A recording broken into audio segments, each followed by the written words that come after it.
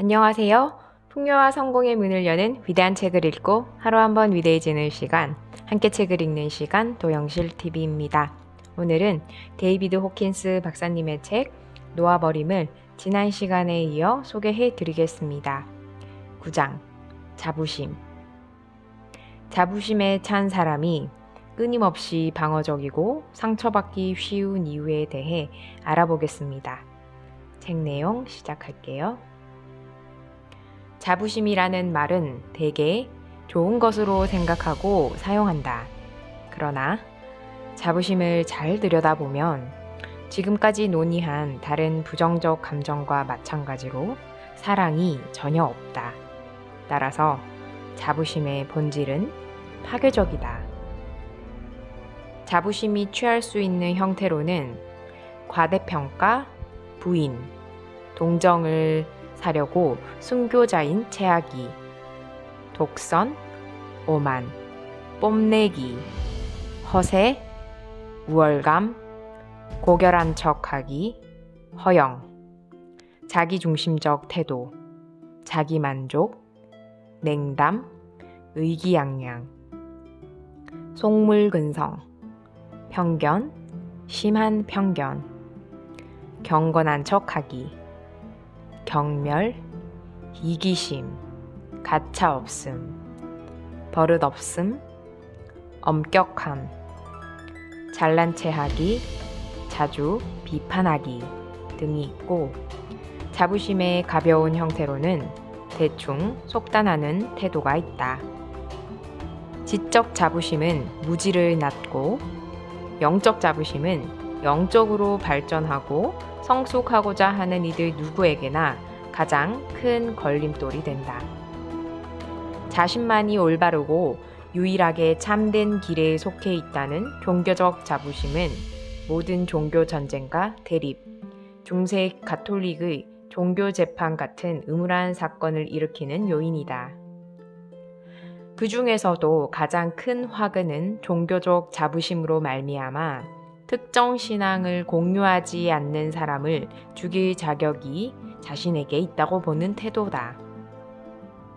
우리 모두 나는 답을 안다는 자부심에 찬 기분 탓에 성장하거나 발전하지 못한다.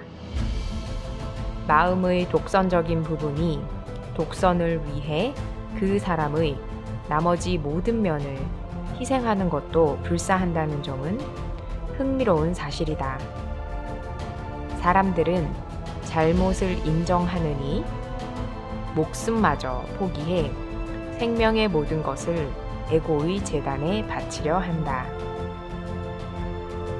우리 사회에서 남자다움을 상징하는 마음속 프로그램에 대해 남자들이 갖는 자부심은 그들의 내면에서 감정 발달이나 정신 발달에 걸림돌이 된다.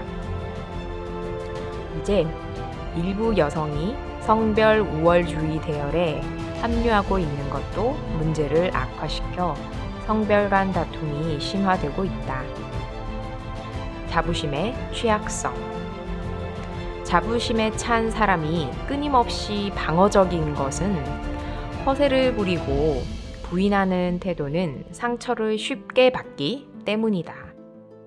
역으로 겸손한 사람이 굴욕감을 느낄 수 없는 것은 자부심을 놓아버린 덕에 자부심에 상처받을 일이 없기 때문이다.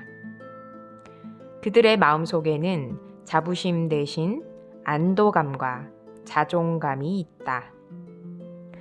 자부심으로 진정한 자존감을 대체해 보려고 애쓰는 사람이 많다. 그러나 자부심을 포기할 때 비로소 진정한 자존감이 생긴다. 에고를 키운다고 내면이 강인해지지 않는다. 오히려 상처에 더욱 취약해질 뿐이며 공포의 정도가 커질 뿐이다. 자부심 상태에 있으면 자신의 생활 방식이며 직업, 주변 사람, 차림새, 자가용의 연식과 제조사, 조상, 국가, 정치적 신념 체계, 종교적 신념 체계 등의 끊임없이 집착하며 그것을 옹호하는 데 에너지를 낭비한다. 노상 겉모습에 사로잡혀 있고 남이 어떻게 생각할지 신경 쓰는 탓에 남의 의견에 상처받기 쉬운 상태가 계속된다. 자부심과 허세를 포기하고 나면 어떤 안도감이 내면에 들어선다. 더 이상 자신의 이미지를 지킬 필요를 느끼지 못하면 타인이 가하는 비판과 공격이 줄어들다가 결국 멈춘다. 옳다고 확인받거나 증명할 필요를 놓아버리면 도전받을 일도 서서히 줄어든다. 여기서 의식의 기본 법칙 하나를 알 수 있다. 방어적 태도는 공격을 자초한다. 자부심의 본성을 자세히 살펴보고 나면 놓아버림이 쉬워진다. 자부심이 더 이상 소중하게 생각되지 않기 때문이다. 자부심이 실은 허약하다는 사실을 보게 된다. 자부심 뒤에 몰락이 따라온다 라는 격언은 옳다. 자부심은 살얼음과 같아서 용기나 받아들임, 평화에서 나오는 바위같이 단단한 진짜 힘을 대체하기에는 너무 빈약하다. 건강한 자부심이 있을까? 건강한 자부심은 자존감, 즉 나는 진정으로 소중하고 가치 있다는 내적 자각을 가리키는 것이다. 이러한 내적 자각은 자부심의 에너지와는 다르다. 자신의 진정한 가치를 자각하면 방어하는 태도가 없다는 것이 특징이다. 우리 존재의 참 모습, 즉 내면의 자아는 진정으로 결백하고 비대하며 인간 영혼의 고귀함이 깃들어 있다는 점에 의식이 미치면 자부심은 더 이상 필요치 않다. 그저 우리는 자신이 어떤 존재인지를 알 뿐이며 이러한 자기 인식 외에 더 필요한 것은 없다. 우리가 참으로 알고 있는 바에 대해서는 방어할 필요가 없으며 그것은 이 장에서 논의할 자부심의 에너지와는 다른 것이다. 우리에게 주입된 자부심 프로그램 몇 가지를 살펴보고 그렇게 파헤친 후에도 프로그램이 남아있을지 보자. 집안에 대한 자부심, 국가에 대한 자부심, 성취에 대한 자부심 등이 전형적인 예로 떠오를 것이다. 자부심이 인간의 감정으로서 가장 고귀한 것이 분명할까? 옹호하는 태도가 자부심의 특징이라는 사실 자체가 그렇지 않음을 증명한다. 소유물이나 자신이 속해 있다고 여기는 조직에 자부심을 가지면 방어해야겠다는 의무감도 느낀다. 자기의 발상과 의견에 자부심을 가지면 논쟁과 갈등, 비애가 끝없이 이어질 뿐이다. 자부심보다 높은 감정 상태는 사랑하는 상태다.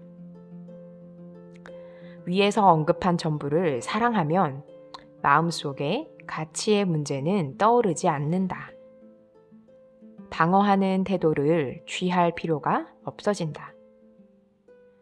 의견 주장도 자부심의 일면인데 진정으로 알아보고 알아주는 마음이 의견을 대체하면 논쟁을 벌일 여지가 없어진다.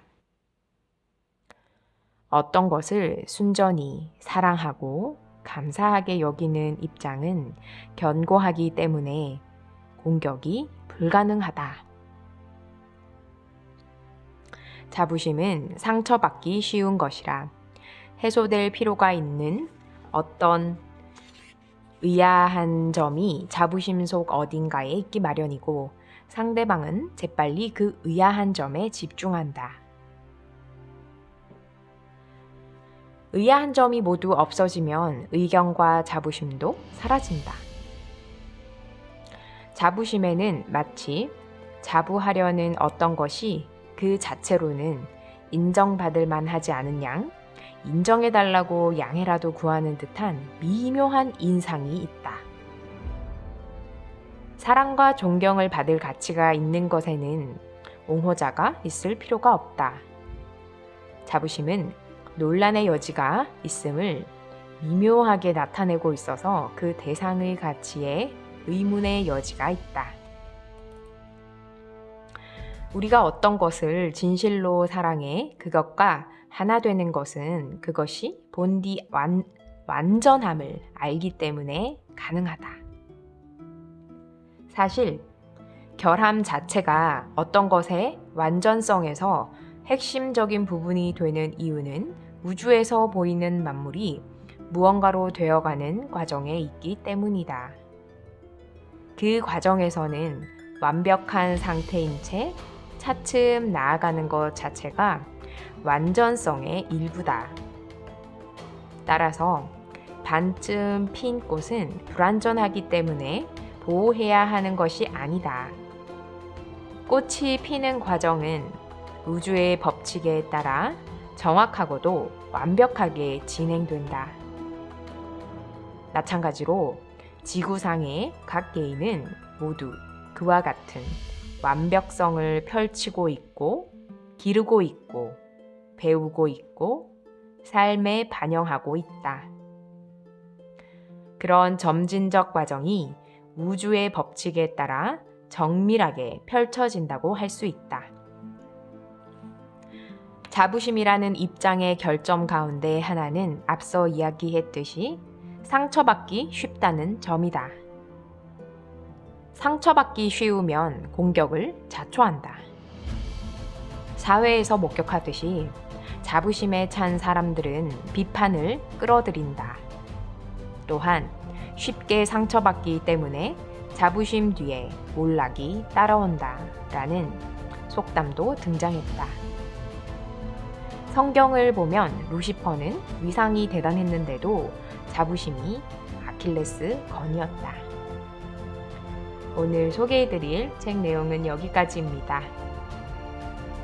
우리가 자부심의 의식 수준에 머물 때 가장 큰 결점은 바로 상처받기가 쉽다는 점입니다.